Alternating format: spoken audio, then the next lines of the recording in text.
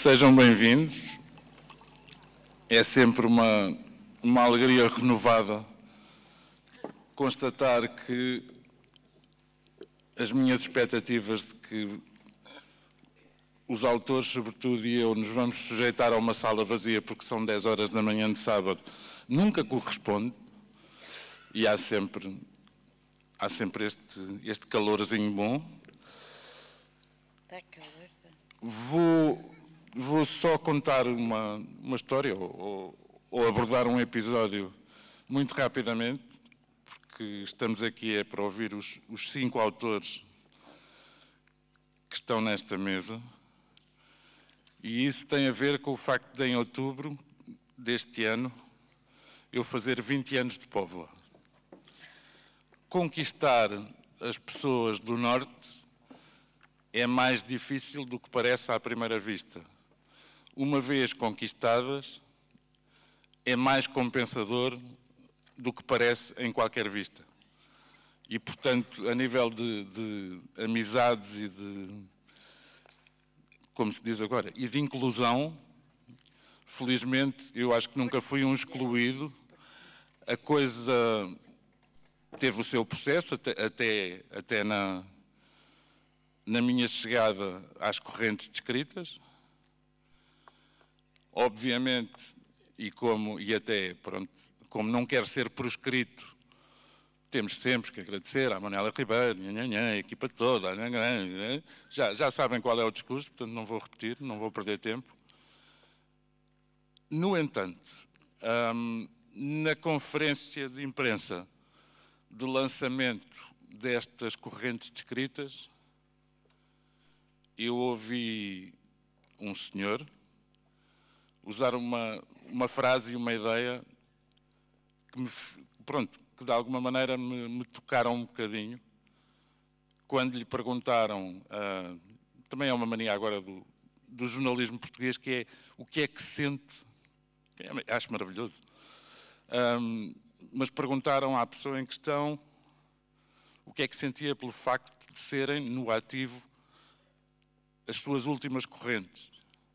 E a resposta para mim foi extraordinária, que foi: sinto-me como se uma filha minha estivesse a sair de casa para seguir a sua vida. Essa pessoa, que também não é muito difícil de adivinhar quem é, foi muito mais importante na minha integração na Póvoa e nas correntes do que alguma vez saberá, mas muito mais importante do que isso é o papel que ele teve e que agora, estatutariamente, em princípio, deixará de ter nestas correntes, nestes encontros, nesta dinâmica absolutamente única das correntes descritas. Por isso, gostava que me acompanhassem numa salva de palmas ao Dr. Luís Diamantino, que está aqui à frente.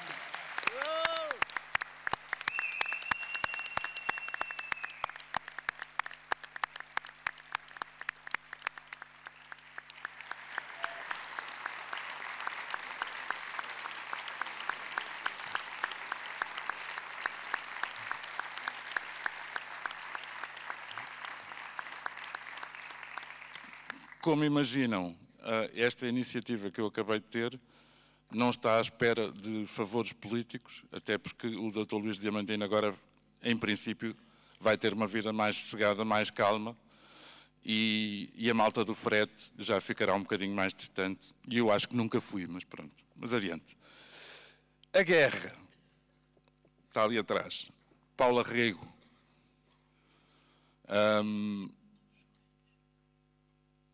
Eu uma vez ouvi defendida a ideia de que a guerra não devia ser a guerra, devia ser o guerra. Porque, por mais que se fale nos soldados, naqueles que vão para a frente de batalha e que são maioritariamente homens, parece-me absolutamente inegável que as mulheres acabam por sofrer mais com as guerras, eventualmente por terem uma participação menos ativa, mas acabam por levar mais com as consequências. E eu acho que o quadro da Paula Guerra, que é de 2003, traduz exatamente isso. É uma representação da guerra como só a Paula Rego podia fazer, e a maioria dos elementos, se verificarem, são femininos. As figuras com cabeça de coelho são as mães que perdem os filhos. O flagelo das violações durante as guerras está ali representado. Eu estou de costas, portanto isto é um bocadinho mais difícil, mas conheço o quadro, que está na Tate, em Londres. O flagelo das violações está representado pela figura de uma cegonha que está ali. Portanto, desse ponto de vista, acho que a escolha deste quadro foi absolutamente feliz, sendo o quadro em si mesmo trágico. É o mínimo que se pode dizer. Dá-se a coincidência, que se calhar não existe, de segunda-feira, depois da manhã, passarem 3 anos sobre a invasão da Ucrânia pela Rússia, e agora podemos pintar e dourar a pílula como quisermos, mas é um ato de guerra da Rússia, não é uma operação militar especial, não me venham com essa. E eu lembro-me da intervenção, porque as correntes estavam a decorrer, lembro-me da intervenção do Gonçalo M. Tavares, que de repente, e com aquela velocidade que só ele é que tem, já tinha uma intervenção toda pronta sobre a Ucrânia, inclusive com música ucraniana, com pintura ucraniana, mas enfim, é por isso que uns vingam e outros ficam a assistir, e o Gonçalo é o Gonçalo. Mas havia de alguma maneira a esperança de que aquilo a que estávamos a assistir, e que era o assunto do dia, até nas correntes descritas, não durasse muito tempo.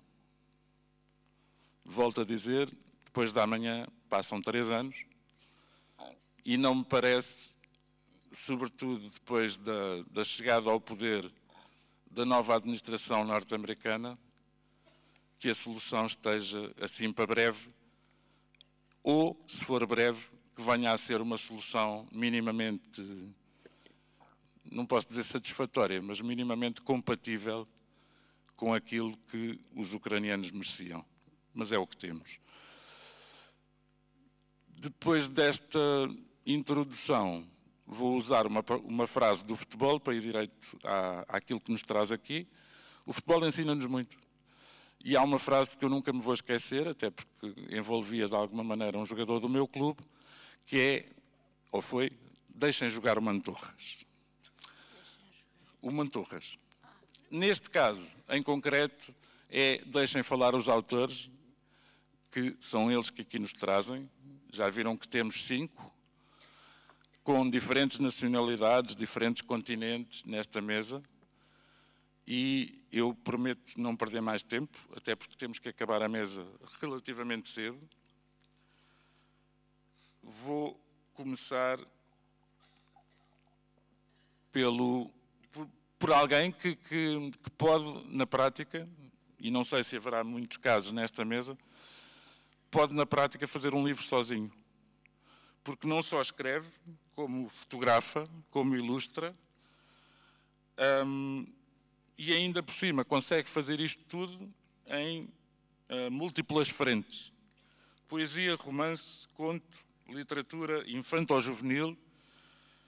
Escreveu, segundo é dito, biografias pequenas de Amália Rodrigues, de Vasco Santana, de José Afonso, e desculpem outra vez a minha costela do futebol, escreveu em parceria com um amigo comum uma biografia que eu adoraria ler, mas até hoje não consegui ler, de um gênio chamado Diego Armando Maradona. Pedro Teixeira Neves. Obrigado, João. Está ligado? Vai? Está ligado agora. Obrigado, João. Foi com o Rui Tovar, sim. Obrigado pela apresentação. E bom dia a todos. Isto está hoje definitivamente um dia melhor do que ontem. Portanto, um bom dia para falarmos de guerra. Vou fazer duas breves considerações iniciais, uma sobre o quadro da Paula Rego. A Paula Rego é a minha pintora favorita. Eu também pinto, como disse o Galberne, e a Paula Rego é, para mim, a figura cimeira nas artes plásticas. Mas não vou, contudo, abordar o quadro em si, numa possível leitura que se possam, entre as muitas que se possam dele fazer, e não vou por uma questão muito simples. Primeiro porque, sabendo o que é pintar, que muitas vezes também, como na escrita, muitas vezes obedecemos, nós, os autores, a uns chamamentos que não sabemos bem explicar e a coisa impõe-se-nos e surge e, de repente, temos ali uma coisa nova que não sabemos bem explicar de onde é que veio, porquê, e, portanto, cada um fará a sua interpretação de um quadro. Mas, por outro lado, eu em 2002 era jornalista no Jornal Semanário e esse foi o ano em que o presidente Jorge Sampaio convidou a Paula Rego para expor na capela do Palácio de Belém uma série de 8 quadros a pastel sobre a vida de Maria. E eu tive a sorte, o chamado furo jornalístico, ou a caixa, conseguimos, se bem me lembro, através de Manuel dos Santos, que a Paula nos concedesse uma entrevista. E eu fui quem foi designado para ir a Belém falar com a Paula Rego. Andavam por lá também apenas uma equipa que estava a fazer um trabalho documental sobre ela, que era o crítico de artes plásticas João Pinharanda e uma equipa de filmagem. Eu fiz a entrevista e ela depois fez uma pequena visita guiada aos quadros, mas não era bem uma visita guiada, era um ver a dois. E o João Pinharanda acompanhou-nos e, teórico que é, ia fazendo considerações muito complexas sobre o quadro e depois perguntava-lhe se ela não achava que isto e que aquilo, e ela olhava para ele, tinha uma lata de Coca-Cola na mão, andava sempre com um saquinho com várias Coca-Colas, que ela adorava beber Coca-Cola, bebia um gole e dizia: "Ó João, acha? Se acha está bem, por mim está bem. Olha, não sei, nunca tinha pensado nisso, mas está bem, está bem." E, portanto, para mim também está bem que o quadro ali esteja e que nos sirva apenas como mote a guerra. Agora, outra consideração sobre a guerra. Eu também da guerra não vou entrar aqui em discursos de teor algo piegas sobre uma matéria que, apesar de conviver e convivermos todos com ela diariamente, nunca a senti na pele, pelo menos diretamente. Eu faço parte de uma geração que já nasceu no pós-guerra, bem no pós-guerra, e que felizmente somos aqueles que vivemos no chamado período, o mais longo período de paz na Europa, pelo menos até os anos 90, na altura da guerra fratricida na ex-Jugoslávia. E, portanto, sobre a guerra, eu não vou pôr aqui com discursos muito sentimentais e emocionais, como se a tivesse sofrido, enfim. Sofria indiretamente em casa. O meu pai fez a guerra logo em 61, teve episódios complicados, nomeadamente na zona do Uíge, no famoso assalto à Pedra Verde, e do pouco que contou, porque vocês sabem que os ex-militares, uns conseguem mais exteriorizar o que passaram, o que sentiram do que outros. Meu pai falou sempre muito pouco sobre aquilo. Acabei por sentir mais a guerra, a colonial, que é qualquer coisa que eu considero também é geracional e genética, e se passa, por via da minha mãe, cujo marido do seu primeiro casamento morreu em combate também em Angola. E foi uma coisa absolutamente traumática, tanto que tinha nos braços com semanas o meu irmão mais velho. Na verdade, eu venho a nascer depois desse episódio, a minha mãe vem a conhecer depois o meu pai, já em Lisboa, os dois a estudarem em Lisboa. Acaba por ser um filho indireto da guerra. Eu só nasci porque o pai do meu irmão morreu na guerra e os meus pais vêm depois a conhecer. Portanto, sobre a guerra, a quem de direito assim o entenda falar sobre elas e as suas consequências, não é?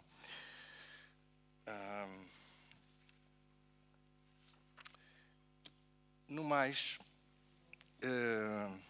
queria só ler-vos a respeito da guerra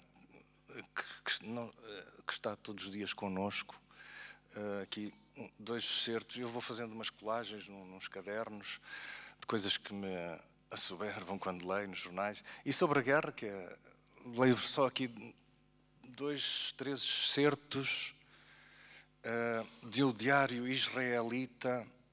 Isto escrito num diário israelita. E diz assim, isto tem semanas. Não há maneira de dizer onde a destruição começa ou acaba. O grupo etário com mais mortes foi o de crianças entre os 5 e 9 anos, seguido de entre 10 e 14. E de até 4 anos, o bebê mais pequeno a morrer tinha 1 dia de vida. E depois, em jeito de conclusão, toda a sociedade é agora um cemitério. Eu creio que nenhum de nós, por mais que diariamente nos vão ungindo com notícias da guerra, sabemos o que será isto. Bom, e nessa medida vou tentar fugir ao assunto da guerra, falando de uma outra guerra. E então o texto que escrevi chama-se Declaração de Guerra. E agora será mais rápido. Prometo então ser breve, até porque disponho apenas de 10 minutos e nada como num mundo cheio de ruído, em que todos falam e ninguém parece ter razão, pugnar, como dizia o escritor espanhol Eugênio d'Ors, por um imperativo de brevidade é quase uma exigência. Prometo, no fundo, então, limitar-me a ir ao osso da questão. E isso é sempre fundamental. Já dizia Voltaire que uma palavra a mais ou mal colocada é capaz de estragar o mais belo pensamento. Por isso, 10 minutos parecem-me bem, sobretudo para falar de guerra. E temos falado tanto de guerra, fala-se tanto de guerra. Mas a guerra, seja, podia ter sido pior, podia ser o fim do mundo, mas como se dizia no Lear, ainda não é o fim enquanto isto possamos dizer. A guerra. Que dizer sobre esta doença do homem? Nada de novo. A guerra é de sempre. Mais valera que nos pedissem que falássemos de paz. Talvez fosse preferível. Mas a história, infelizmente, repete-se no seu pior. Falemos então do que nos pedem, tão só porque a guerra está aí. A guerra somos nós, humanos, aquele animal da criação ao qual foi concedida a razão. A guerra esteve sempre aí e não acredito que venha a deixar de estar. A guerra está aqui, está connosco enquanto homens, enquanto humanos, existirmos. Duvidam? Liguem os vossos telefones, ouçam as notícias, comprem um jornal. De certo que terão novas da guerra frescas, fresquíssimas, como um peixe na praça, fresco, sangue na guerra, acabado de sair do mar. Vivemos um mundo em que a morte deixou de ser surpresa. Surpresa maior, num mundo em que a ciência roça os limites do sonhado, é que o grande abastecedor da morte continua a ser a guerra. A guerra travada pelos homens contra os homens, entre os homens. Há razões da criação que a razão desconhece. Não esqueçamos, o homem é o único animal que conhece a miséria. Todos os demais ignoram o que seja qualquer relação de hierarquia, subjugação ou exploração. E mesmo quando tal sucede, tudo se processa com vista a um fim comunitário ou tendo como propósito o bem societal. Émile Cioran. Apenas o homem é capaz de tanto desprezo por si mesmo. Eu cursei Relações Internacionais num tempo em que acreditava na força da diplomacia e na possibilidade de aproximação entre os povos. Desejei em tempos ser diplomata de carreira. Fiz o curso, mas logo desisti de uma tal ideia. Cedo, muito cedo, me apercebi do chamado dirty realism que gera as relações entre as nações. Resumindo, logo percebi. A história da humanidade é uma história de guerra com intervalos de paz. Não o contrário, como se possa pensar. Assumir tal como premissa é fundamental para avançar. Façamos, pois, deste texto uma declaração de guerra. Uma declaração aos tempos sombrios que vamos vivendo, que fetidamente vamos respirando. Não só no plano internacional, mas igualmente no plano nacional. Onde o fascismo parece renascer a cada esquina e perigosamente se imiscui nos discursos políticos, corrói as palavras, gangrena a linguagem, corrompe as populações distraídas. E como hoje andamos distraídos, andamos demasiado centrados no nosso umbigo, distantes do outro. Vejam o caso dos telemóveis. Como a televisão, quando surgiu, tinha-se como uma janela para o mundo. Do mesmo modo os telemóveis, uma excelente janela para o mundo. Um ecrã voltado para fora. E, no entanto, não funcionam eles hoje muito mais como um espelho. em que apenas mais nos interessamos em aferir a contabilidade dos nossos egos? O individual e a sociedade não são de resto mundos destrinçáveis. Ao contrário, antes funcionam como espelho, tal como o indivíduo na sociedade na qual se insere, vive e atua. O mal é um contágio, já se sabe. E neste contexto, que pode a cultura, a arte, a palavra, o criador, o escritor? Haverá muita gente que não olha com bons olhos que o artista, que o autor se empenhe ideologicamente nas obras que assina. Preferirão a arte pela arte. Entendo o ponto de vista, mas tendo cada vez mais a ir ao encontro de uma arte empenhada em ser testemunho do seu tempo. Não por mero capricho, programa de ação ou tema de agenda na ordem do dia, mas porque há alturas em que também a arte e o artista têm de se comprometer, alertando para sinais, indícios de mal-estar que subrepticiamente nos vão corroendo enquanto sociedades, percepções, enfim. Diz-se que os escritores têm uma sensibilidade especial para ler o espírito dos tempos que vivem. E talvez por aí os seus testemunhos possam desde logo justificar-se. No que me respeita, penso que um escritor não deve jamais perder a capacidade de assombro face ao mundo que o rodeia. Nos meus trabalhos mais recentes, inclusive naqueles em curso, é disso que tenho dado conta, do mundo assombroso em que vivemos. E o mundo assombroso é aquele que todos conhecemos, vemos e ouvimos diariamente nas televisões, nas ruas, nas pessoas com quem nos cruzamos. Ultraliberalismo, capitalismo excessivo e selvagem, consumo desregrado, individualismo, protecionismo, discursos de ódio a cavalgar nas palavras de líderes populistas, mentirosos e medrosos. Sim, medo do outro e do diferente, do diverso. Eis em resumo o que se passa nesse lado da barricada, a barricada do medo, do outro, porque felizmente ainda resiste e existe, temos o contraveneno. A mão aberta ao outro, a simples e básica constatação de que o contrato social das sociedades ditas democráticas em que vivemos não é só que a todos se distribua de igual modo. A noção, se quisermos, de que todos, e quanto mais diversos formos, mais ricos seremos. E isto não é uma percepção, é um facto. É lei, de resto, muito fácil de constatar. O ouro espalhado brilha muito mais do que nas mãos de apenas uma pessoa. Mas a guerra. Não vou falar-vos da Ucrânia, do Médio Oriente, tal como dos muitos outros conflitos bélicos que continuam acesos no mundo inteiro. Vou falar-vos em voo de pássaro da universalização da guerra que se pressente no ar que respiramos. Do discurso do nós contra eles, desse mal-estar que vai ungindo as multidões desinformadas, dessa náusea discursiva que tem sido, em particular, bandeira e proa de um partido político, cujo nome podia dizer, mas qual Bartleby preferia não o fazer, tão somente porque o seu nome me causa isso, náusea. Náusea, precisamente o título do famoso romance de Sartre, aludindo exatamente a uma náusea como esta que hoje vivemos. Foi no pré-Segunda Guerra Mundial. Aludindo depois a tempos novos que soam a velho, a tempos em que as verdades se querem reduzidas à tríptica verdade da pátria, Deus e família.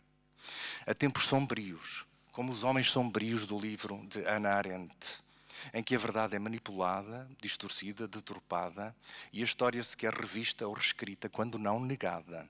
Sartre, Hannah Arendt, dois nomes apenas, a que poderiam juntar-se tantos outros, como tradução de uma guerra que julgo ser a de todos nós, a guerra à náusea. A início brincava, de certo modo, com os parcos 10 minutos que aqui nos são concedidos. Não devo ser mal agradecido. Devo antes pensar que, apesar de tudo poder dispor deles e ter à minha frente alguém disposto a ouvir-nos, é um privilégio. Apesar de tudo, nestes tempos, ou sobretudo nestes tempos, é necessário ir lembrando, alertando, não deixar morrer os sinais, as verdadeiras percepções que nos devem afligir. Diria que é necessário não andarmos distraídos, a olhar para o lado, a olhar para o telefone, a olhar para o umbigo. E por aí aponto, dizendo que, como escritor, não me cansarei de lutar contra uma ideia escatológica que de todos os lados parece pairar sobre o nosso futuro, que mais do que nosso será o dos nossos filhos e netos. Daí esta declaração de guerra. Guerra à náusea, ao nada, ao vazio para o qual parecemos, sociedade, deixar-nos arrastar. Princípio de toda a miséria e agressão. No livro Nos Cumes do Desespero, volto a Émile Cioran, depois de constatar as misérias do mundo e da condição humana, sobretudo quando lida na perspectiva do homem lobo de si mesmo, escreveu o grande pensador: no que me diz respeito, demito-me da humanidade. Não posso nem quero continuar a ser homem. Sei que não vou, não devemos, nem podemos ir por aí. Mas às vezes é difícil, é muito difícil. E sempre nestes 500 do pensar me vêm à lembrança os versos de Jorge de Sena. Não sei, meus filhos, que mundo será o vosso. Bem, acreditemos, lutemos, venhamos às correntes para ler e ouvir. Ler e ouvir. Tudo quanto basta para, assim queiramos, chegarmos mais longe enquanto seres humanos. Muito obrigado.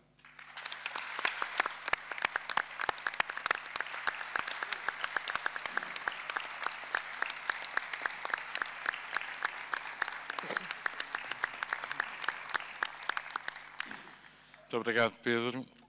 Tendo em conta a hora matinal, e sei que me desculparão por isso, eu esqueci-me de fazer um agradecimento, que é também um reconhecimento, que é a presença daquela senhora que está ali, a tratar da linguagem gestual. Pronto, tirem a sílaba. Língua gestual. Faz favor.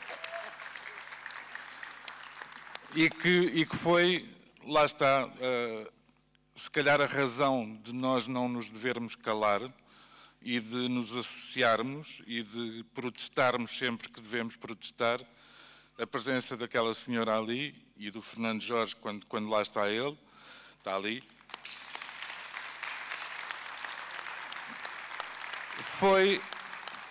foi uma reivindicação popular de pessoas que se sentavam sobretudo lá em cima e que continuam a sentar-se lá em cima, e pronto, e as correntes estiveram atentas a isso. O segundo orador desta manhã é um homem que, se nós vivêssemos no antigamente, e se vivêssemos no antigamente provavelmente não estávamos aqui, dir-se-ia que tem uma ampla cobertura do território nacional. Neste caso não seria do Minho-Timor, mas é verdade que alguém que é transmontano de nascimento e que exerce a sua atividade profissional no Algarve há não sei quantos anos, pronto, cobre o território nacional, estudou em Évora, cobre o território nacional todo, é o autor de um livro que provavelmente não deveriam perder, chamado As Pessoas Invisíveis, é também autor de vários livros de poesia. José Carlos Barros, a palavra é sua.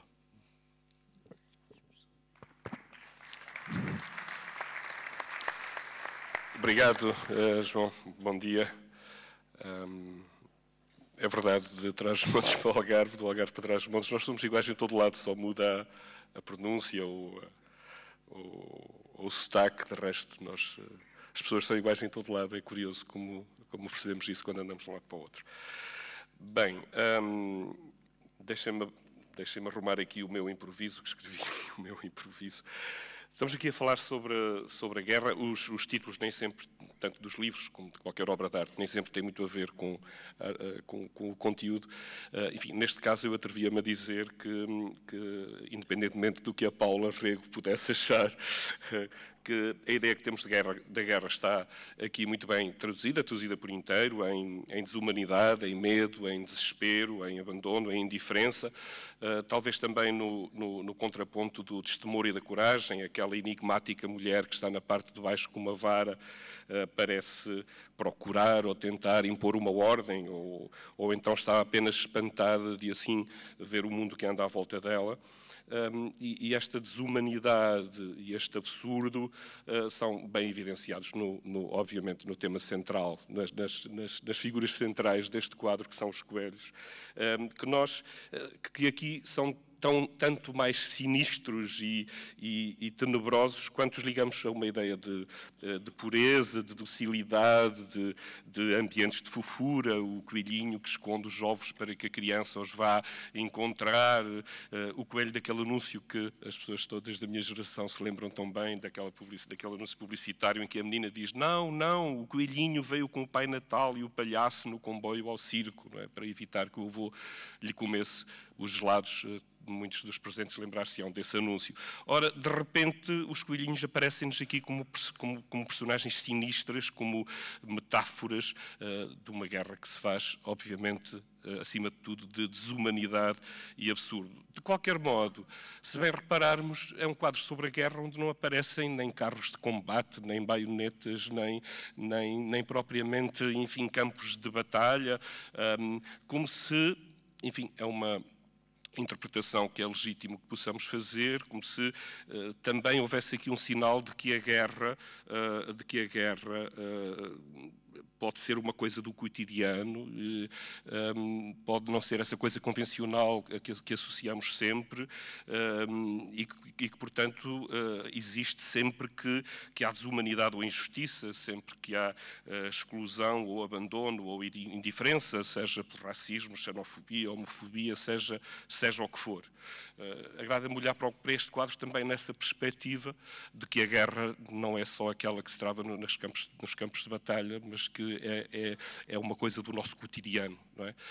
As pessoas que eu vejo lá no Algarve, ao pé de mim, de minha casa, e que muitos de vocês verão noutros sítios, que vêm não sei de onde, do fim do mundo, para apanhar frutos vermelhos e que são escravizados, e nós parece que nem... Quer dizer, às vezes andamos a discutir coisas que vêm não sei de que tempo, sobre a escravidão, sobre a escravatura, e de repente temos escravos à nossa beira e parece que não nos apercebemos. Há uma guerra qualquer que anda aí diariamente e que nós nem sempre temos a verdadeira noção dela. Não é?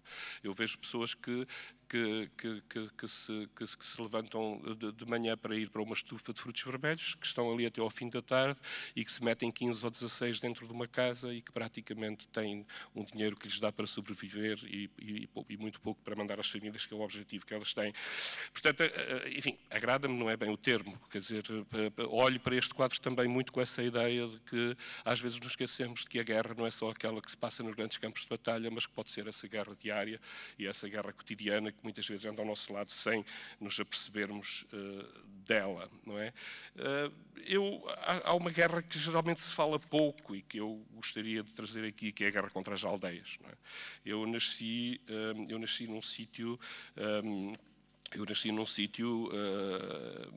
nasci em sítios e vivi em sítios que umas vezes chamamos o interior, outras vezes chamamos o mundo rural. Não é bem mundo rural porque já não há mundo rural, mas que são terras de baixa densidade, territórios de baixa densidade, onde sempre houve uma guerra contra essas pessoas.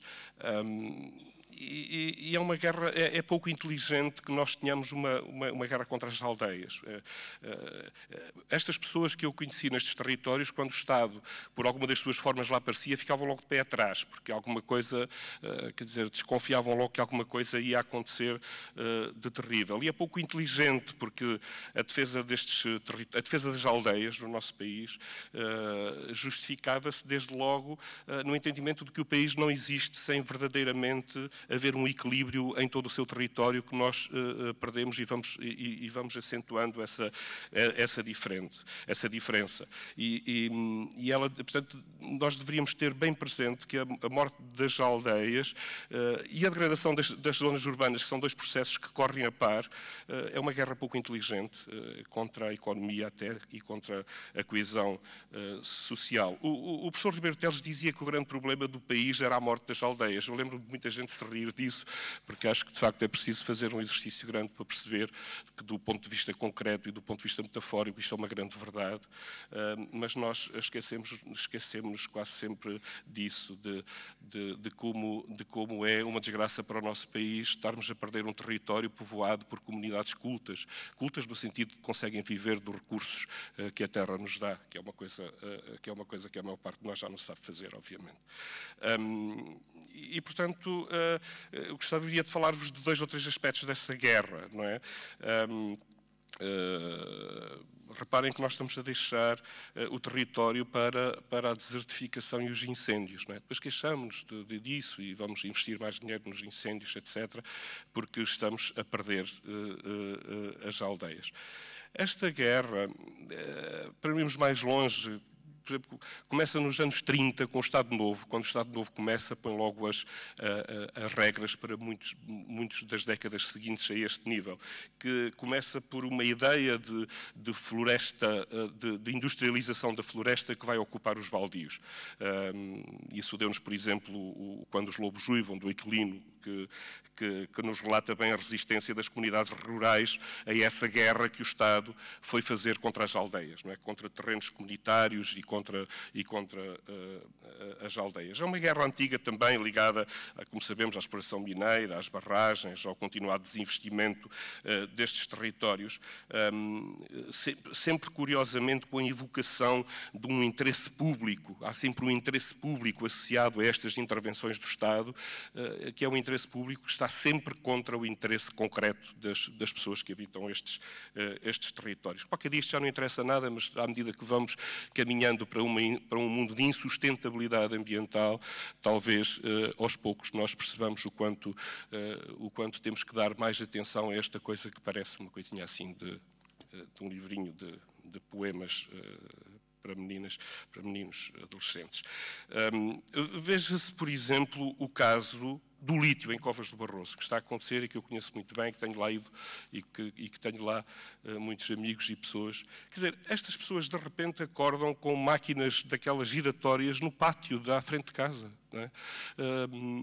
O Estado, a intervenção que o Estado tem é mandar para lá pessoas que eles não conhecem, invadir as suas propriedades e os terrenos coletivos, que são os baldios, quer dizer, não podem fazer nada contra isto.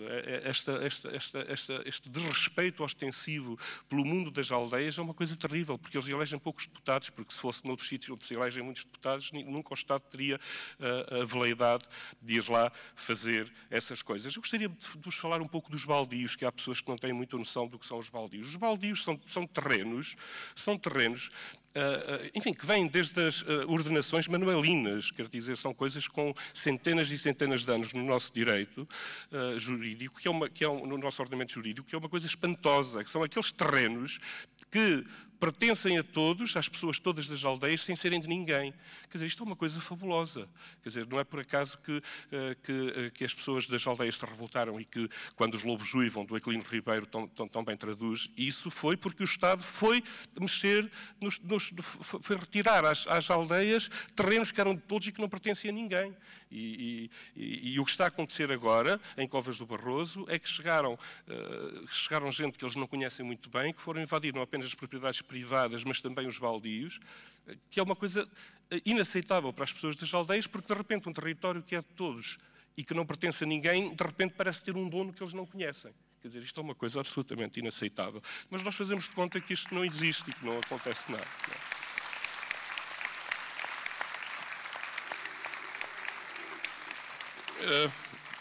Eu vou acabar porque não estou a contar o tempo, mas já devo estar nos 10 minutos. Eu diria só mais o seguinte, quer dizer, reparem na triste ironia do que nós estamos a fazer em Covas do Barroso. Aqui há poucos anos nós classificámos, quer dizer, um conjunto de entidades internacionais e nacionais, classificou estes territórios como Património Agrícola Mundial das Nações Unidas. Isto é uma coisa espantosa.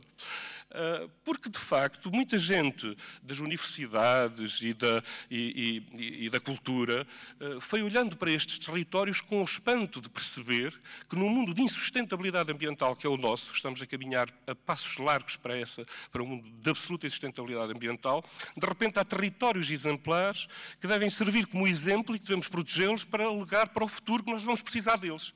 Nós vamos precisar no futuro que não se destrua tudo, que isto não seja um buraco. É verdade que o Sr. Elon Musk parece que quer ir para Marte. E eu parece-me bem que ele quer ir para Marte, porque qualquer dia, quando isto for um buraco, se não formos para Marte, eu não sei para onde vamos, não é?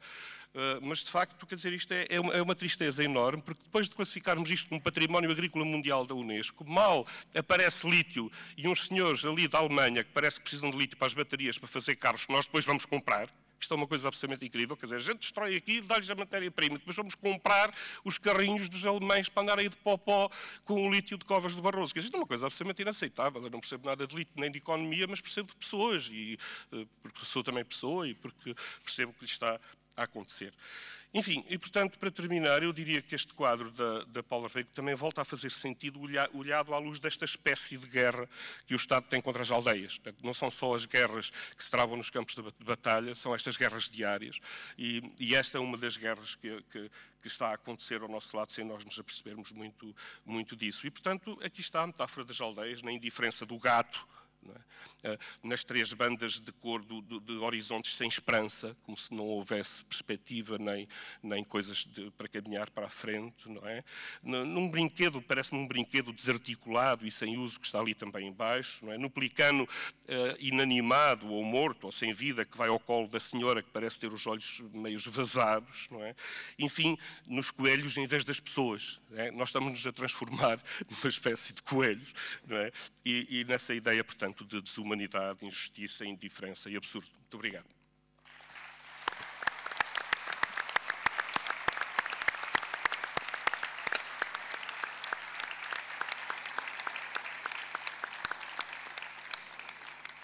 Muito obrigado, Zé Carlos. Convido a que saibam também que o Zé Carlos Barros tem um livro a sair este mês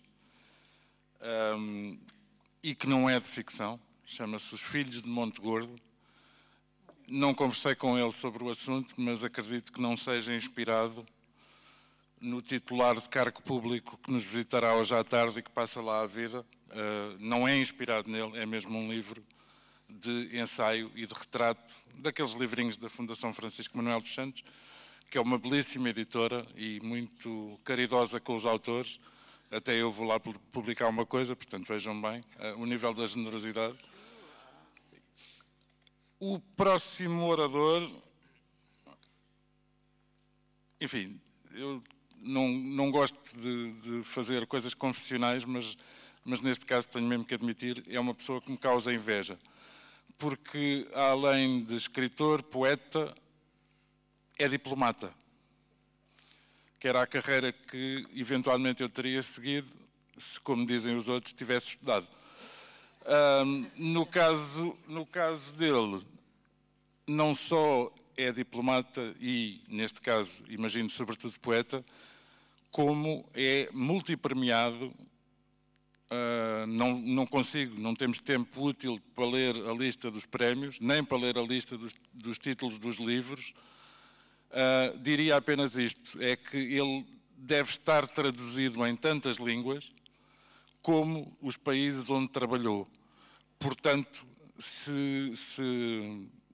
haverá com certeza mais exemplos, mas se há alguém com mundo, é o próximo orador, ainda por cima vai presentear-nos com aquele sotaque maravilhoso da América Latina, que é sempre uma coisa que me enche as medidas, e basicamente é isso. Vem do México e chama-se Jorge Valdés Díaz Vélez. Se faz favor. Muchas gracias. Gracias por la invitación, por estar entre ustedes, con ustedes, y por el tiempo que han dedicado a participar con nosotros. Quiero disculparme por no hablar en la dulce lengua portuguesa. Ciertamente mi español es mejor que el portugués, así es que hablaré en mi idioma. Y quisiera empezar, si ustedes me lo permiten, con un fragmento de un poema de Octavio Paz, que es un poema muy extenso, pero este fragmento de este poema, que se llama Piedra de Sol, tiene que ver con el bombardeo fascista durante el franquismo a la ciudad de Madrid. Y lo voy a leer porque tiene relación con la inocencia destruida, con los sueños derrumbados, con todo lo que quiere decirnos Paula Rego en su obra inquietante y maravillosa, que es de una belleza muy dolorosa. En fin, Madrid, 1937. En la Plaza del Ángel, las mujeres cosían y cantaban con sus hijos. Después sonó la alarma y hubo gritos. Casas arrodilladas en el polvo, torres hendidas, frentes escupidas y el huracán de los motores fijo. Los dos se desnudaron y se amaron por defender nuestra porción eterna, nuestra ración de tiempo y paraíso. Quizá estas líneas puedan sintetizar el horror de las masacres, de la deshumanización, de esto que se ha dado a llamar daños colaterales. Si por daños colaterales entendemos la aniquilación de la esperanza, de la vida de los niños, de las madres, tiene que ver también con la representación plástica de la obra, donde los personajes están deshumanizados. ¿Qué mejor forma de atacar a alguien que no es el enemigo que quitarle la humanidad? Lo supieron los nazis al llamar animales a los judíos, y lo saben actualmente quienes están acabando con ciudadanos, con seres humanos en todas las guerras que estamos viendo, particularmente aquella que nos recuerda siempre este cuadro, cuando menos a mí, cuando lo vi en la Tate, de las masacres que estamos viendo, crímenes de lesa humanidad en Gaza. Este cuadro lo hemos visto en la televisión casi en vivo, esa madre que está cargando a su hijo asesinado, esa niña que está llevando a su hermano asesinado en una sábana blanca, envuelta en sangre y en la sábana, y esas imágenes tan dolorosas, estos crímenes contra la humanidad que son los crímenes contra la infancia, los crímenes contra las personas, las mujeres, también son feminicidios, esto que estamos viendo.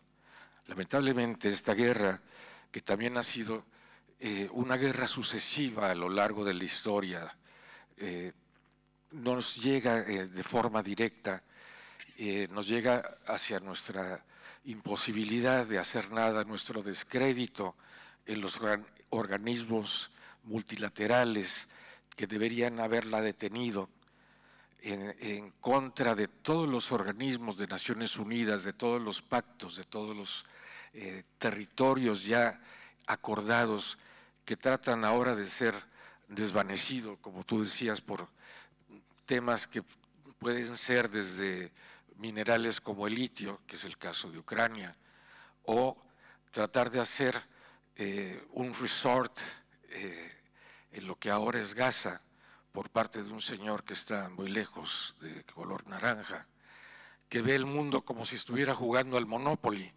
tratando, lo ha dicho, de anexarse Canadá, declarando la guerra a cualquier cantidad de personas. El despropósito del poder omnímodo unido al poder económico. Y todo esto finalmente recala en los más necesitados de afecto, de cuidado, que son los niños.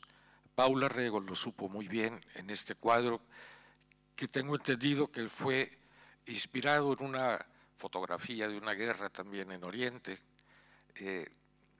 Esto bien pudo haberlo pintado ella hace 2 días, si hubiera vivido quizá hubiera hecho una secuencia, pero tiene que ver con ello. Yo estoy realmente, como la gran mayoría de los que estamos aquí, la inmensa mayoría, muy sorprendidos por este mundo, por esta época negra que estamos viviendo, donde la impunidad, donde la falta de ley, todo aquello por lo que la sociedad occidental, nuestros pueblos, nuestros padres, nuestros abuelos han soñado por un mundo mejor para nuestra descendencia, se está desvaneciendo.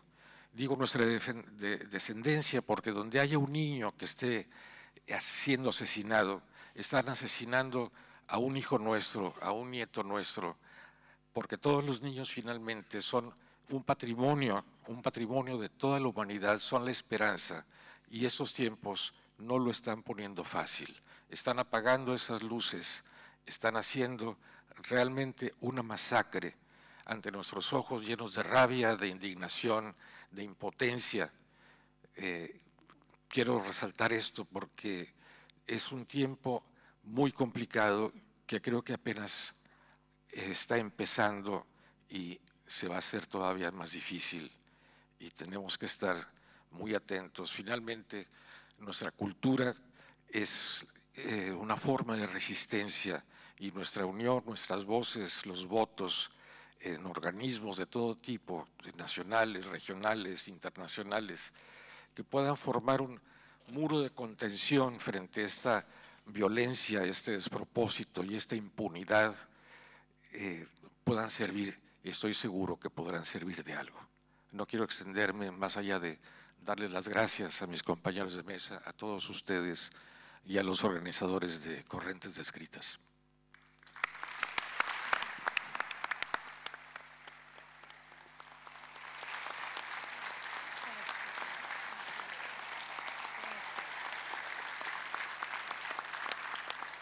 Muchas gracias, Jorge. Vou falar em português porque não sei dizer em espanhol aquilo que vou dizer. Com ideias assim e tomadas de posição assim, seguramente não vai ser vítima dos muros que alguns querem fazer ao pé da sua terra. Portanto, esse muro assim não lhe vai fazer diferença.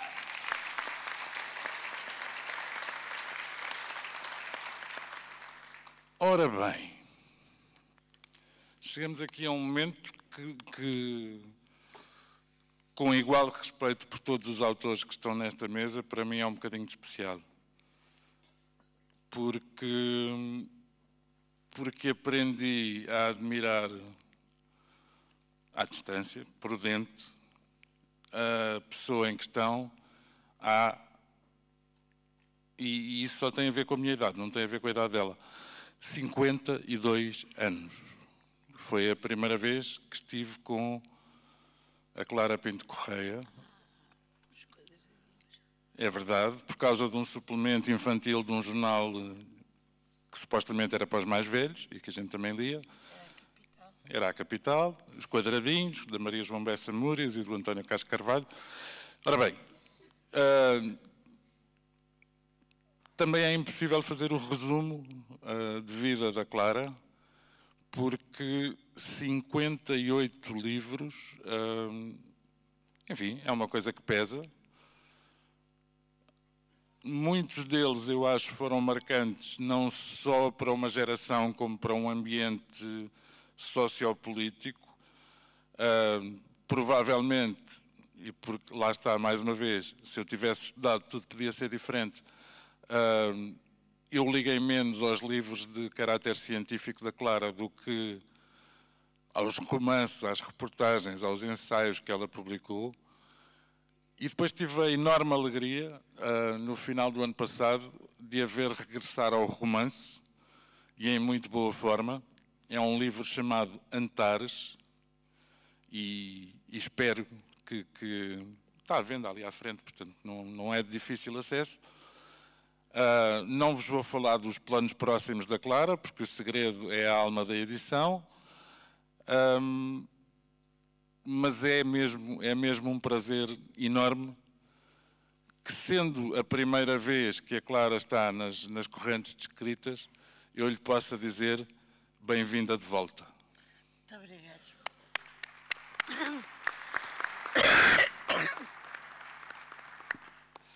Bem, vocês não se assustem, mas eu,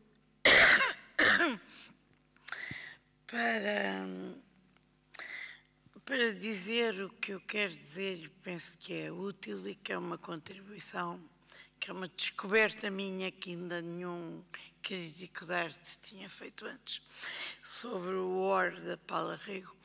Preciso de recuar um bocado no tempo e ir à Guernica do Picasso. Não tenham medo que eu não vou falar muito disso. Hoje haverá um painel sobre a Guernica. Como ninguém respeita o tempo, de certeza que vou ficar a saber tudo o que queriam saber e muito mais.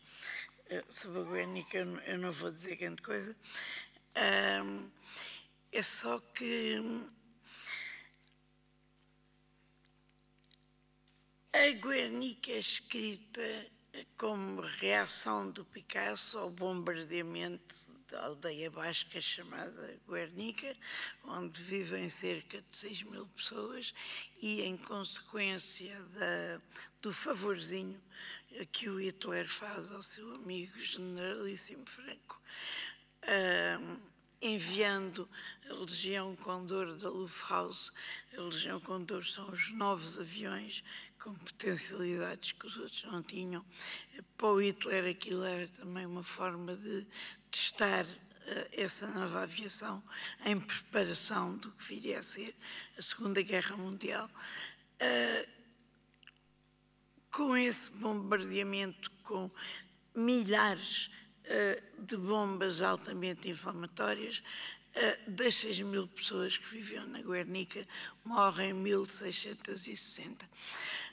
E a aldeia fica completamente terraplanada. O Hitler faz basicamente o que o Trump e o Netanyahu fizeram à faixa de Gaza, quer dizer, fazem desaparecer uma terra inteira onde viviam milhares de pessoas. Ao menos tiveram o poder, ao menos o Hitler teve o poder de não querer construir lá uma ribeira. Bom, a Paula, em 2003, reage, como eles já disseram, a uma fotografia que sai no Guardian sobre a guerra no Iraque. A fotografia tem em primeiro plano uma menina vestida de branco que está a fugir de uma explosão que ocorre muito perto dela e a cara da menina enche praticamente a fotografia toda. Depois no background vê-se uma mulher imóvel que segura uma criança que também está imóvel. Isto é a fotografia que já de si é um perfeito horror. É de gelar o sangue a qualquer um. A Paula transformou esse horror numa hipérbole do horror. Não podia ser pior. O que ela fez praticamente para criar esse hipérbole foi, em vez de pessoas, pôr coelhinhos, não é? Vestidos de coelhinhos bípedes, vestidos de pessoas. Porque o coelhinho é uma coisinha fofinha, não é?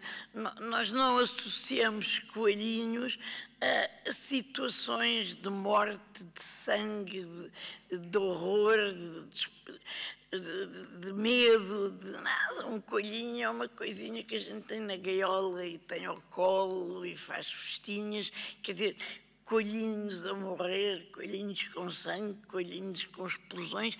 Isso não há, isso de facto mete medo. Mas a Paula vai muito mais longe que isso e para isso eu preciso de vos falar das gracinhas dos meus filhos, porque eles merecem. A primeira coisa que eu vos queria chamar a atenção é que quando o Picasso pinta a Guernica, ele pinta a Guernica, apesar de tudo, com todo o seu horror, contra uma guerra que é uma guerra bem definida. Quer dizer, tem duas partes em conflito. A parte que fez aquele horror tem um objetivo, tem uma filosofia, tem um objetivo, quer tomar de assalto a outra parte, quer apoderar-se de tudo o que pertence à outra parte para executar um determinado plano na outra parte. Apesar de tudo, há aqui uma lógica, há aqui uma reflexão. Quando como dizia o Reggiani, les loups sont entrés dans Paris, houve uns fulanos da Gestapo que foram ao ateliê do Picasso e viram a Guernica e perguntaram-lhe: mas foi você que fez isto? E o Picasso respondeu: não, foram vocês. Quer dizer, pronto, havia... Ou seja, apesar de com todo o horror desta história, na Guernica há um fio condutor e há uma lógica. Quando chegamos à guerra do Iraque, vocês querem coisa mais irracional que a guerra do Iraque? Quer dizer, para que é que houve aquela guerra? Porque o Dick Cheney queria transformar a América num império e o presidente da América na altura era o George W., que era um imbecil. Quer dizer, não é assim uma razão muito válida, não é? Porque os americanos não percebem grande coisa que não seja a preto e branco. Eu lembro-me de estar na América nessa altura e na National Public Radio, na melhor estação de rádio dos Estados Unidos, ouvir uma entrevista da senhora que fazia a entrevista com um dos maiores especialistas de Médio Oriente dos Estados Unidos, e a senhora a certa altura dizia-lhe: mas ouça, nós não podemos também tornar tudo igual a tudo. O Saddam Hussein é um ditador. E o outro gajo lá do outro lado ouve-se na conversa, dá um morro na mesa e diz: oh, minha senhora, toda a gente no Médio Oriente é um ditador. Os americanos não sabem distinguir as coisas e esta guerra foi a guerra mais inútil deste mundo, mais disparatada deste mundo e que ainda por cima quebrou o equilíbrio incrivelmente frágil que, apesar de tudo, existia no Médio Oriente até essa altura. Até se podiam contar anedotas sobre a paz no Médio Oriente. Hoje em dia ninguém teria tomates para fazer uma coisa dessas. Eu lembro-me que, uma vez estive na Jordânia, um palestiniano com quem eu fiz amizade lá contou-me uma anedota giríssima, que era de um judeu que... isto foi antes da guerra do Iraque. Era um judeu que saía de Jericó, a cidade mais antiga do mundo, e punha-se a caminhar muito pensativo à beira do Mar Morto, e a dar pontapés às pedras. E uma das pedras era uma lâmpada que tinha um gênio lá dentro. O gênio saía da lâmpada e dizia: oh, pá, obrigada, me ajudando, estou encerrado nesta lâmpada, eu dou-te tudo que tu quiseres, qualquer coisa, pede-me o que quiseres. E o judeu responde imediatamente: eu quero a paz no Médio Oriente. Ao que o gênio responde: filho, quer dizer, pede-me o que tu quiseres que seja execuível. Não é agora o homem fazer parques de estacionamento em Marte. E o judeu diz: bom, então, nesse caso, eu quero ter uma relação sexual escaldante e interminável com a minha mulher. E o gênio diz: ok, vamos voltar a pensar na guerra no Médio Oriente. Quer dizer, antes da guerra do Iraque, até os palestinianos contavam anedotas destas, ou seja, havia de facto um equilíbrio. Depois da guerra do Iraque, há as Torres Gêmeas, há o ISIS, há um ódio, o equilíbrio desapareceu todo, toda a gente está em luta contra toda a gente. Nós, neste preciso momento, não sabemos o que é que se passa no Iémen, nem sequer sabemos quem é que financia o quê, em que parte. É horrível, é horrível, é absolutamente horrível a noção de o que é que interessa às partes em conflito e quem é que tem a ganhar com o que desapareceu. E o Ward da Paula Rega ilustra isso muito bem, com aquele desespero que não se percebe a que é que vem. E se vocês começarem a ler o que é que os críticos de arte escrevem sobre a sensação de horror que é transmitida pelos coelhos, escrevem página após página, chamam a Paula Rego, como é que é? Mistress of the Macabre. E dizem muitas vezes que os coelhos parecem mais coelhos de ficção científica do que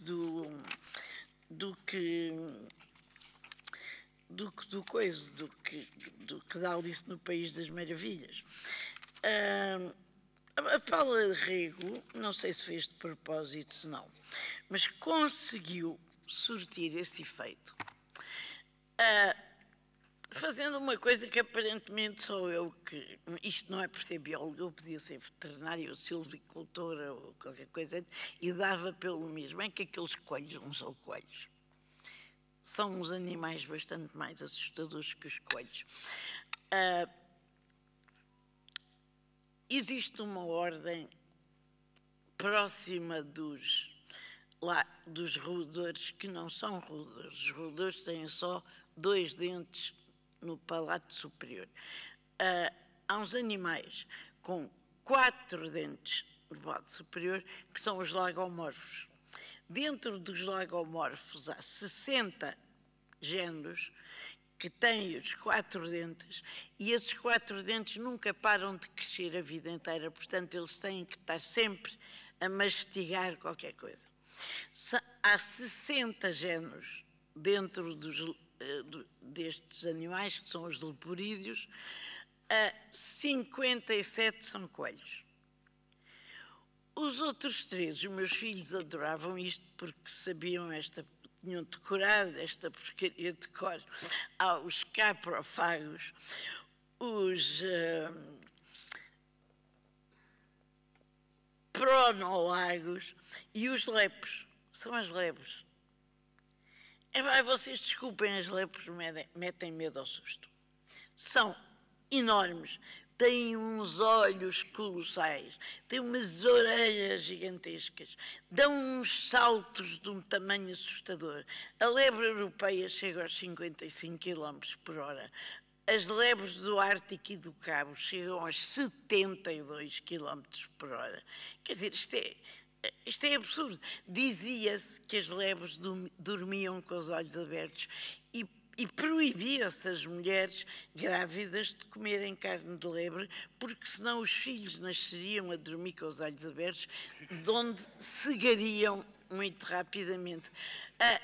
Esse mito vem do facto dos filhos das lebres, ao contrário da maior parte dos bichinhos, nascerem com os olhos já muito abertos, de facto. O que é raro, não sei se vocês se lembram daquela anedota do tempo do PREC, do menino que chega à escola a dizer que a gata teve 5 gatinhos e são todos comunistas. E a professora vai perguntando, então como é que vão os seus gatinhos comunistas? E pá, aí, uma semana depois o menino diz, agora já só 3 é que são comunistas. Mas então porquê? Porque 2 já abriram os olhos. Quer dizer, a maior parte dos animais nasce com os olhos fechados. Os filhos das lebres não, nascem com os olhões enormes abertos, e é daí que vem a história da lebre nascer com os olhos abertos. E tem aquelas orelhas enormes. As lebres são uns bichos que metem medo, ok? E aparecem muitas lebres na mitologia, aparecem lebres na Deuteronomia, aparecem lebres no livro dos Juízes. Quer dizer, a carne da lebre é considerada impura e proibida de comer na Bíblia, tal como a carne do morcego. O morcego é considerado uma ave na Bíblia, portanto, quer dizer, estamos aqui em território assim um bocado discutível. Seja como for, este quadro, ao contrário da Guernica, ilustra uma guerra terrível, de facto, mas uma guerra que faz muito pouco sentido. Eu não sei se a Paula Rego sabia desta história das lebres ou não, mas daquela pintou lebres perfeitas, aí se pintou. A última coisa que eu vos queria dizer, acho que já me esqueci do que era. Vamos falar dos teus filhos. Dos meus filhos. Pois, é porque os meus filhos, além de saberem a taxonomia toda que levava as lebres de cor, eram especialistas em aprenderem comigo assim umas frases que impressionavam muitas pessoas e em desbobiná-las à frente das visitas, quando havia visitas. Por exemplo, a frase do anjo para as 3 mulheres que vão ao sepulcro. Os putos chegavam com os seus pijaminhas impecáveis, eu tinha-os adotado com 6 e 7 anos, completamente raquíticos, de maneira que os putos estavam numa fase em que todas as semanas cresciam. Todas as semanas eu ia à feira de Carcavelos comprar pijamas para eles e, portanto, os pijaminhas deles eram sempre impecáveis. E então, os gajos, havia visitas, eles chegavam à sala, banhinho, cabelinho penteado, pijaminha impecável, e diziam, ressuscite non est dic. E as visitas ficavam impressionadas. Ou então diziam a famosa frase do Bucarino, que escandalizou toda a alta burguesia que estava no primeiro Congresso de História da Ciência em Viena, em nome da dialética marxista, contesta ótica do Newton. Os putos ficavam felizes da vida. Portanto, esta da taxonomia das lebres veio dentro disto. Agora, vocês pensem numa coisa. Por isso os putos também sabiam dizer. Pitágoras de Siracusa dizia aos seus netos que o quadrado da hipotenusa é igual à soma do quadrado dos catetos. Porque pensem na Guernica e pensem ali na War. Aqueles triângulos que parecem pórticos de templos gregos são triângulos retângulos perfeitos. Quer dizer, são aquilo que o Pitágoras procurou a vida inteira como símbolo da perfeição. No século XVII, em plena Revolução Científica, em Paris, houve um padre chamado Nicolas Malebranche que estava a passear à beira do Sena e num buquiniste qualquer comprou o Homme do Descartes. E ele tinha que dizer missa à mesma e que fazer batizados e casamentos e funerais, porque era o seu ganha-pão, mas depois o resto do tempo teve fechado em casa a ler o Homme e a organizar as suas ideias e a perceber aquilo. E quando acabou esse processo, que durou alguns meses, chegou à missa e quando chegou à parte da homilia, pura e simplesmente abriu os braços e disse para a Assembleia: meus irmãos, Deus é a geometria. Que foi também a descoberta do Pitágoras, a perfeição está na geometria. Portanto, curiosamente, parece que nós só conseguimos conceber a imagem da guerra dentro da imagem da perfeição, porque somos uns cobardes. Quer dizer, escondemos-nos atrás da imagem da perfeição para conseguir desenhar a guerra de outra maneira, não conseguimos lidar com aquilo. A história foi escrita pelos homens, os cobardes são os homens, quer dizer, não são as mulheres. Nós não temos nada a ver com isto. Senhores...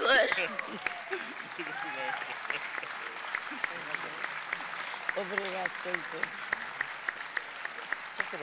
Já? Muito obrigado, Clara. Volto a dizer, é bom ter-te de volta. O último orador, eu não sei se... Tu és património material ou imaterial? Das correntes. Das correntes, obviamente, que é o que nos interessa aqui. Vamos ao terceiro continente desta mesa e vamos a um homem... Epá, por amor de Deus, é o Onde já aqui, portanto não vale a pena estar aqui com... É da minha terra. És da terra dele. O quê? É o Sandro, é uma brincadeira com a mesa. Eu sou a cota das abelhas. Já agora deixem-me só dizer, antes desta mesa, numa brincadeira com o Luís Diamantino, o Onjaki apresentou-se como Afonso Cruz. Foi abordado por uma senhora que disse: Afonso Cruz, gosto tanto dos seus livros, não fique desiludida, porque os livros do Onjaki são igualmente muito bons. Fantástico. É só para não haver confusões. Muito obrigado, bom dia. Eu queria só dizer a Clara, descobriram agora, em janeiro de 25, um novo tipo de roedor lá nos Estados Unidos, que também mete medo ao susto, tem olhos e cabelos assustador. Deram-lhe o nome de Donald dos Trampos. É o roedor. Ele ofende os roedores. Coitado dos roedores. Não, mas esses não são lagomorfos. Está bem. Vamos lá. Eu, como já sei que isto vão me deixar para o fim, faço sempre coisas curtinhas, não se preocupem. Não. Havia uma palavra proibida e um gesto, que era um sopro, a afastar as pessoas umas das outras, como se um rio cheio de medos transbordasse noite afora e amanhã já não houvesse lugar de estar ou lugar de regressar. Há uma palavra proibida e cheia de dor, onde os antigos sabem que não se devem ou podem sentar. Uma criança está perdida e é ainda de dia, e continuará perdida quando vier a tarde, e não adianta gritar porque o sol é surdo e os homens também. Andavam os fantasmas de cima cá embaixo, a ver se ajustavam contas com o tempo e os corpos. Foge a todo vapor a culpa. Somos todos cegos, grita um homem, e todos podem dar a mão a um grito quando um grito fala e grita por todos. Quase poucos dão a mão a outras mãos quando só o grito fala e grita com todos. Eu vejo bem e ainda não ceguei, grita outro homem, enquanto todos fogem do céu e das labaredas supersônicas, cuspidas a ferro quente, a fogo, a lágrima, a pó, a ossos, a ódios, a despedidas tão duras que nem o cimento saberia dizer se anda já concreto ou armado, se serve para dividir ou afastar. Enquanto estivermos cegos com os outros e com as crianças, somos todos cegos, grita o primeiro homem. Uma criança está perdida em quase todos os dias, e já são tantos. E já são tantas as peles dessa criança que fica ridículo pedir-lhe neste texto que distinga o riso da lágrima, a lágrima da fome, a fome do horror de lembrar, a lembrança do terror do sonho, o sonho do vazio de sonhar, e o vazio que antes era coisa que se podia evitar, hoje é uma espécie de longa paz que ainda dói e também anestesia, e há só uma pequena esperança salgada, forte e plena, que é uma criança dizendo a outra criança: vamos ali brincar, de mar. E a outra também já esqueceu o que é rir, ou para quem o riso já não comporta essa sensação de sorrir e de ser cúmplice, e se vira para o outro gritando: o que é que disseste? E o outro responde: nem tudo que voa no céu são pássaros, nem baleias, nem todos podem ler nuvens nos céus noturnos, nem estrelas com formatos de promessa e de futuro, nem mundos imaginários, quando o mundo te diz a gritar também: não me restam coisas de imaginar, muito menos um futuro que eu te possa indicar. Nem tudo o que voa no céu são anjos ou bruxas, há aviões que soltam pedras, há nesses aviões lágrimas de pedra, e há neste nosso mundo por agora, e não tão longe, lágrimas de sangue a manchar a pele das crianças, as vivas e as não tão vivas, quando parece natural que é o destino das crianças viver, sobreviver, resistir, ajudar a mãe, poder sorrir, e entre uma gigantesca pedra e a outra, ainda saber brincar, com ou sem ligeireza, com mais ou menos uma perna, com mais ou menos água boa de beber. Nem tudo que voa num céu é igual ao que anda a cair num céu que não é o meu, e eu pudesse, em palavras emprestar também, outro céu a quem um céu me pedisse. Disseste para irmos brincar no mar? Grita um miúdo ou uma miúda. Não, eu disse para brincarmos de mar, de sermos o mar. Grita suave uma miúda ou miúdo, antes da voz da mãe ou da avó ou do tio que sobrou vir a correr entre pedras gigantescas e gritar: já para dentro, o céu hoje não está para brincadeiras. O céu hoje não está para brincadeiras. E serem demasiados os dias em que uma palavra proíbe um gesto de ser um sopro e afasta as pessoas do mundo e dos seus mundos, como se um rio cheio de medos transbordasse peito adentro e qualquer amanhã já não fosse um lugar de regressar. Há uma palavra proibida e cheia de dor, onde os antigos sabem que não podem sentar, e não vou ser eu a dizê-la, antes que a repetição do gesto de a falar possa corromper os céus e o castigo da própria palavra de vida entre nós todos, o peso que nós permitimos que ela tenha.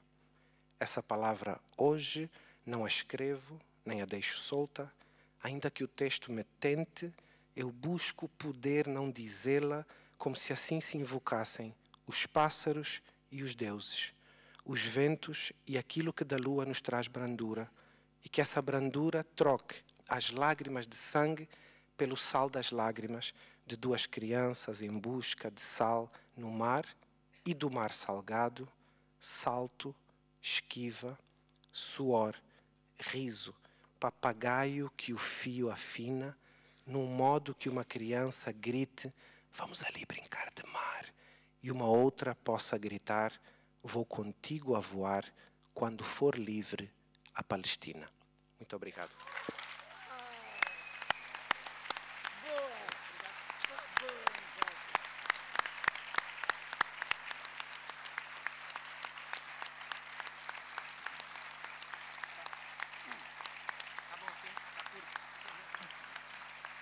Olha, cagando a última palavra.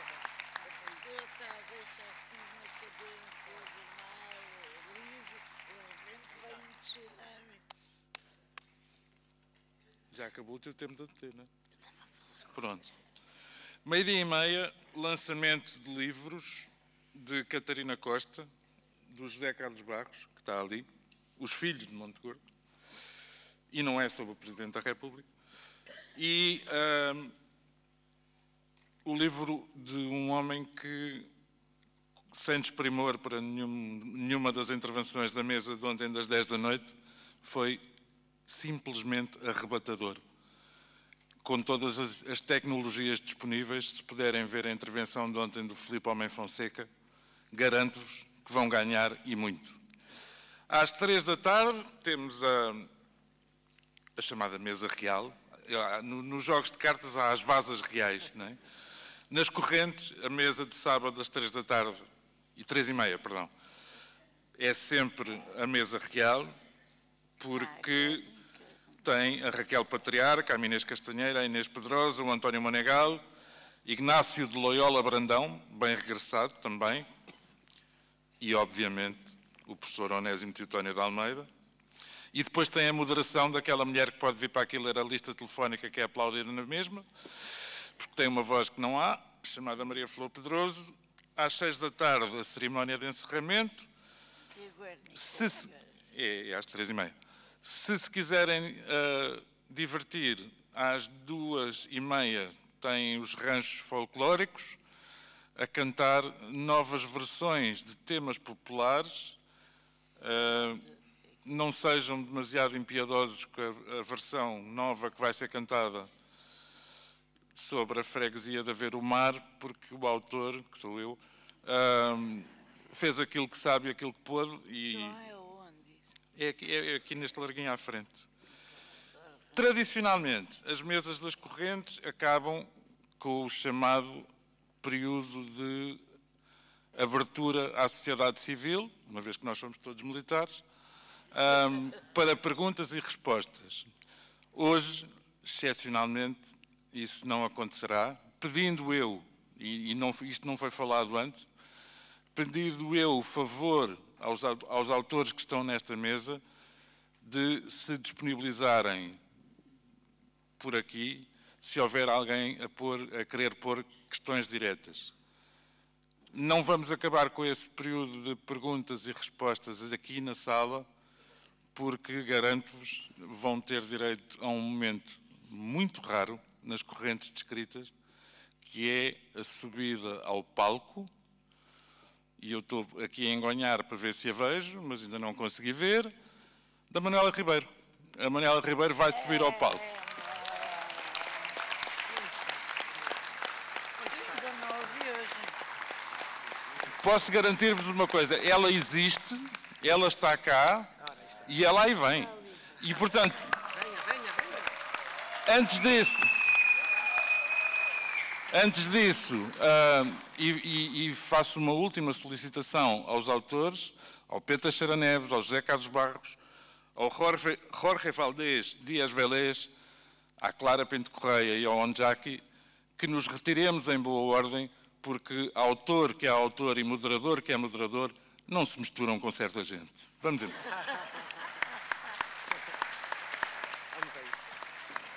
Então agora é o quê? Vais ver?